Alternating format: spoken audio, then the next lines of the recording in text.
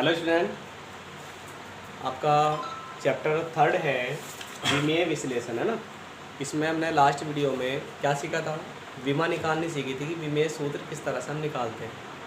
अब जो विमाएँ हमने पढ़ी है तो विमाओं को निकालने का क्या फ़ायदा है, क्या उनका कोई प्रॉफिट है? बिल्कुल है। तो उनके बहुत सारे अनुप्रयोग होते हैं, वो हम आपको पढ़ाने वाले हैं। 3 अनुप्रयोग होते हैं। तो यहाँ पर इस वीडियो में पढ़ने वाले हैं विमाओं के अनुप्रयोग, और अनुप्रयोग में भी हम यहाँ पर इस वीडियो में 2 अनुप्रयोग पढ़ेंगे, ठीक है। विमाओं के अनुप्रयोग एप्लीकेशन, कहाँ कहाँ हम इनका यूज करते हैं। तो सबसे पहला एक अनुप्रयोग होता है जो अभी हमारे सर जिक्र कर रहे थे, इंटरचेंज का। एक पद्धति के मात्रक को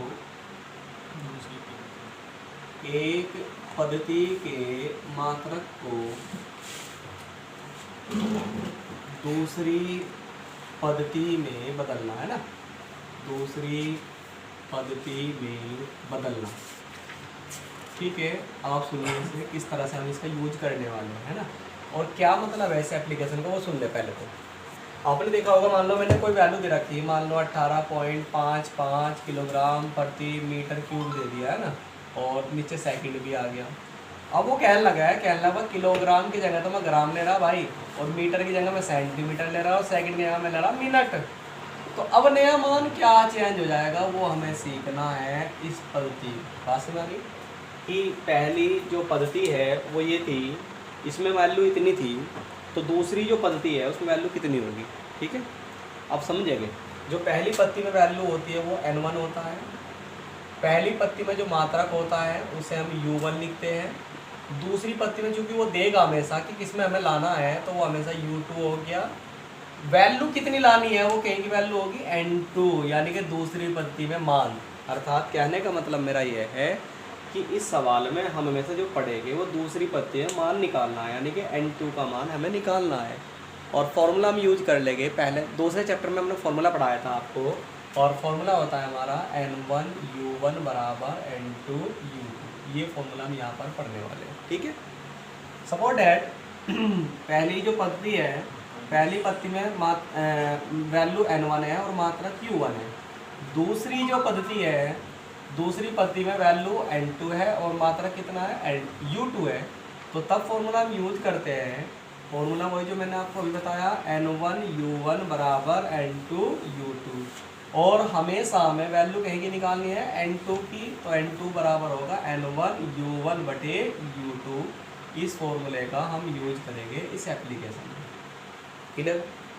एक एग्जांपल मैं आपको दूंगा, उसी से बात आपको समझ में आ जाएगी और वहीं से ही बात बनेगी। देखिए एग्जांपल ये है कि जो वायु में ध्वनि की चाल है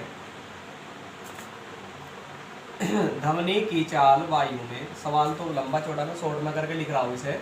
वायु में ध्वनि की चाल वो 332 मीटर पर सेकंड है भाई, मीटर पर सेकंड है। आपसे कह रहा है कि यदि लंबाई को किलोमीटर में, है ना, और जो समय है, समय को मिनट में लें, समय को क्या में लें, मिनट में, तो नई पद्धति में मान कितना होगा, ये पूरा सवाल है, ठीक है। तो नई पद्धति में मान कितना होगा ये हमें बताना है। दोबारा फिर सुन लेंगे एक बार सवाल को, कि इन्हें ध्वनि की चाल का मान दे रखा 332 मीटर पर सेकंड है। मीटर पर सेकंड से मतलब लंबाई मीटर में है और समय कहीं में है, सेकंड में है। अगर नई पद्धति में लंबाई को हम किलोमीटर में लें और समय को मिनट में लें, तो नया मान क्या होगा, नई पद्धति में मान क्या होगा, ये इसका सवाल है भाई। सवाल समझ में आ गया होगा आपको। देखिए करने का तरीका समझिए स्टेप बाय स्टेप। सवाल तो और भी बहुत आ जाएंगे, मैं 332 के 325 कर दो तो नया सवाल पैदा हो जाएगा। मतलब अगर इस तरह का सवाल आता है हम उसे कैसे सोल्व करेंगे, ये ट्रिप सीखी, ठीक है, मेथड सीखी। सबसे पहले उस राशि की विमा लिखो जिसके बारे में बात चल रही है। हम जानते हैं चाल की विमा। देखिए चाल की बात चल रही है तो चाल की विमा लिख दो। द्रव्यमान की बात चलती तो द्रव्यमान की विमा लिखते। जिस भी चीज़ की बात चलेगी उसकी विमा लिख दीजिए, ठीक है। चाल की विमा, मैंने 4 विमा याद करने के लिए कहा था, ओरली याद कर लोगे, n t की पावर -1, ठीक है। अब यदि पहली पद्धति में जो आपका लंबाई आ रहा है, इसमें समय आ रहा है ना, तो पहली पत्ती में लंबाई को ले लिया मैंने L1 और समय ले लिया मैंने T1, ठीक है। द्रव्यमान होता तो लिखता मैं M1, इस तरह से लिखते। तथा दूसरी पद्धति में, दूसरी जो पद्धति है, दूसरी पद्धति में क्रम से क्या लिखेंगे बताओ, लंबाई होगी L2 और समय कितना हो गया बताओ T2 हो, तब बताओ L1 क्या प्रेजेंट कर रहा, T1 क्या प्रेजेंट कर रहा, L2 क्या प्रेजेंट कर रहा और T2 क्या प्रेजेंट कर रहा, वो हमें लिखना पड़ेगा, ठीक है। M1 M2 होता तो वो भी लिखते हैं हम यहाँ पर। L1 पहली पत्ती में है, तो पहली पत्ती में लंबाई के में है बताओ मीटर में, ये लो जी। T1 के में बताओ पहली पत्ती में सेकंड, लिख दिया ना। L2 दूसरी पत्ती में है, बताओ के में लिख रहा किलोमीटर, चलो जी। T2 दूसरी पत्ती में है, बताओ समय के में है मिनट, ये लिख दिया मिनट हो। तब उस फॉर्मूले का यूज करने वाले हम, N2 बराबर N1 इंटू में U1 बटे U2 से, इस फॉर्मूले का हम यूज करेंगे इस वैल्यू को ज्ञात करने के लिए। अच्छा N1 किसे मानोगे, हमेशा ध्यान रखना जो भी वैल्यू शुरुआत में देगा वही वैल्यू N1 कहलाओगी, ये बात आपको ध्यान रखनी है। ये पहला स्टेप है हमारा कि उस राशि की बीमा लिख दीजिए जिसके बारे में बात चल रही है। दूसरा स्टेप है कि बीमा में जो भी आ रहा है 1 पहले के लिए और 2 दूसरे के लिए, दूसरी पत्ती के लिए, ठीक है। फिर फॉर्मूला लगा देंगे तीसरे नंबर पे N2 बराबर N1 U1 बटे U2, क्लियर है। चौथे नंबर पे फॉर्मूला लगाने के बाद क्या करना है, आपको करना ये है कि N2 की वैल्यू निकालनी है, N1 ऊपर रख दो, वैल्यू पता लग गया हमें, बाद में वैल्यू रख देंगे। U1 की जगह भी विमा लिख दीजिए, विमा जो भी कुछ होगा लिख दो, LT की -1 लिख दी। U2 की जगह विमा लिख दो, LT की -1 लिख दी विमा। चूंकि ऊपर U1 था तो यहाँ भी 1 लगा दो, नीचे U2 था तो यहाँ भी 2 लगा दो, कोई दिक्कत है भाई। U1 की जगह विमा लिख दो और U2 की जगह विमा लिख दो। ऊपर 1 था तो इसलिए 1 लगा दो, सब में M होता तो M1 लिखता, नीचे M2 होता तो M2 लिखता, ठीक है। अब एक जैसे एक जगह कर लो, एक बिरादरी वाले एक जगह कर लो, मतलब लंबाई और लंबाई को एक जगह ले लीजिए और इसके बाद जो समय है वो एक जगह ले लीजिए, उनकी पावर -1 है तो दोनों की एक जगह कर ली। द्रव्यमान होता तो उन्हें एक जगह ले लेता मैं, ठीक है भाई। अब अगर पावर आपकी माइनस में हो बाई चांस तो उसे प्लस कर लो, क्योंकि सोल्व करने में आसानी रहेगी और कोई बात नहीं है। तो L1 बटे L2 और इसे जैसे हम उल्टा कर देंगे तो पावर प्लस हो जाएगी, T2 बटे T1 पावर 1 हो जाएगी। N1 ऐसे कैसे लिख दो, अब ये वैल्यू लिख दो। चौथा स्टेप हो गया हमारा, पांचवा स्टेप हो गया। इतना करने के बाद में अलग अलग बिरादरी वालों को अलग अलग करने के बाद में जो वैल्यू जिसकी है उसकी जगह वो लिख दीजिए। जैसे L1 है, L1 की वैल्यू बताओ क्या है, मीटर है तो इसकी जगह मीटर लिख दीजिए। L2 है, L2 की वैल्यू बताओ कितनी है, किलोमीटर, इसकी जगह किलोमीटर लिख दीजिए। T2 की जगह बताओ क्या है, मिनट, तो मिनट लिख दीजिए। T1 की जगह बताओ क्या है, सेकंड, तो यहाँ पर आप सेकंड लिख दीजिए, ठीक है भाई।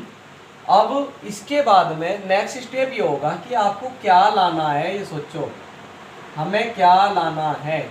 N1 की बल्कि वैल्यू रखा दो जगह, N1 की वैल्यू कितनी है बताओ, 332, शुरुआत में पता लग गया, फिलहाल 332। हमें लाना है किलोमीटर, हमें लाना है मिनट, लाना है ना, तो उसे तो छेड़ना नहीं है। और जो दूसरा है उसे उसमें चेंज कर देंगे जो लाना है। दोबारा फिर सुन लेंगे, जो हमें लाना है उसे तो छेड़ना नहीं है, जैसे किलोमीटर लाना है इसे छेड़ना नहीं है, मिनट लाना है इसे छेड़ना नहीं है। इसके अलावा जो दूसरा है उसे चेंज कर देंगे इसमें जो लाना है। जैसे मीटर को चेंज कर दो किलोमीटर में, यहाँ मिनट लाना है तो सेकंड को चेंज कर दो मिनट में, ठीक है भाई। मीटर को चेंज कर दो किलोमीटर में, 1 मीटर में 1/1000 किलोमीटर होते हैं। ये सब चीज़ें आपको दूसरे चैप्टर में सिखाई गई हैं, बटे किलोमीटर नुक्का नहीं। मिनट लाना है, रहने दो नुक्का नहीं। 1 सेकंड में 1/60 मिनट होते हैं, ये भी लिख दीजिए। मिनट से मिनट कट गया, किलोमीटर से किलोमीटर कट गया, तो वैल्यू बच जाएगी हमारी 332। ये हो जाएगा 1 में 1000 और गुना में 60 ऊपर चला जाएगा भाई, 60 ऊपर आ गया, 1 0 से 0 कट गई और वैल्यू हो गया 6 दूनी 12 का 2 का हासिल को 1, 36 18 1 19 और 36 18 और 1 19 और बटा में 100, तो वैल्यू आ गई हो 19.92, केवल वैल्यू आ गई है N2। तो फिर नई लाइन से आप ये लाइन जरूर लिखोगे, अतः नई पद्धति में मान 19.92, अब मात्रक सहित लिखो, किलोमीटर प्रति मिनट होगा। मैं मान रहा हूँ निश्चित तौर पे आपको बात समझ में आई होगी, दोबारा वीडियो को रिपीट करके और देख लेगा अच्छे तरीके से, है। अब आपको विमाओं का अनुप्रयोग पढ़ा दिया मैंने, अब दूसरा अनुप्रयोग बताता हूँ मैं आपको क्या होता है, दूसरी एप्लीकेशन क्या होती है। तो ये होता है विभिन्न भौतिक संबंधों की, भौतिक संबंध से मतलब होता है फिजिक्स के फॉर्मूले हैं, विभिन्न भौतिक संबंधों की सत्यता की जांच करना, सत्यता की जांच करना। देखिए, यानी कि जो हमारे फॉर्मूले हैं जिनको हमने आज तक पढ़ा भी नहीं है ना, हम जानते हैं उनके बारे में, हम बता सकते हैं विमाओं की सहायता से कि वो सही है या गलत है। किस तरह बता सकते हैं, देखो कि जो भी हमारा फॉर्मूला हो उस फॉर्मूले में दोनों साइड की विमा लिखो, LHS की विमा लेफ्ट हैंड साइड की विमा ले कन्वर्ट नहीं हो रही यार, और फिर राइट हैंड साइड की विमा ले लो, ले ली भाई।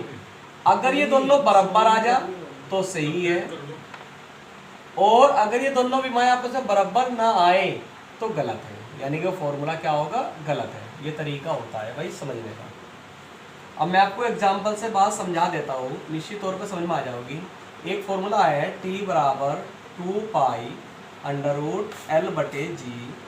इसकी सत्यता की जांच करनी है विमाओं की सहायता से, इसकी जांच करके बतानी है। बताओ हमने पढ़ा तो नहीं अभी तक के, नहीं पढ़ा हमने अभी तक नहीं पढ़ाया हमने, हमें नहीं पता सही है गलत है, लेकिन हम विमाओं से बता सकते हैं कि वो सही है या गलत है। ठीक है, किस तरह सॉल्यूशन में वही मैंने आपको स्टेप बताया अभी कि सबसे पहले LHS की विमा लिखो, लेफ्ट हैंड साइड की विमा लिखो।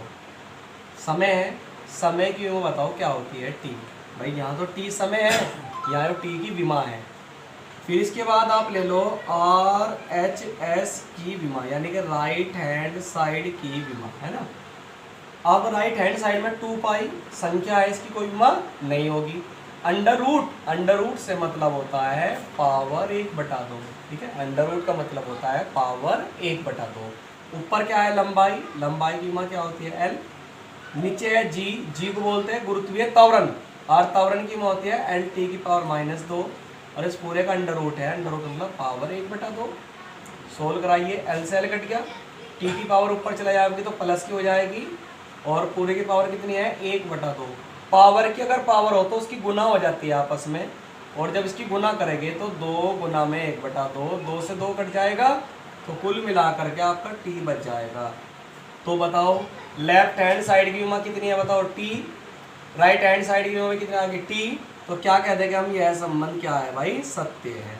बात समझ में आ गई होगी। एक और एग्जाम्पल मैं आपको देता हूँ। सपोर्ट हैंड एक फॉर्मूला दिया V बराबर 2GH, इसकी हमें क्या करनी है, जांच करनी है। हमें नहीं पता सही है, लेकिन हम जांच करके बताएंगे सही है गलत है। चलो लीजिए LHS की विमा लीजिए भाई, LHS की विमा लेफ्ट हैंड साइड की विमा, V वेग होता है, वेग की विमा होती है L⁻⁻1, ठीक है। अब ले लो RHS की विमा, RHS की विमा का मतलब 2 की कोई विमा नहीं होगी क्योंकि संख्या है, G त्वरण है, त्वरण की विमा होती है L⁻²। हाइट, हाइट मतलब लंबाई, लंबाई की विमा L होती है, क्या हो गया बताओ, L⁻², T⁻², ठीक है भाई।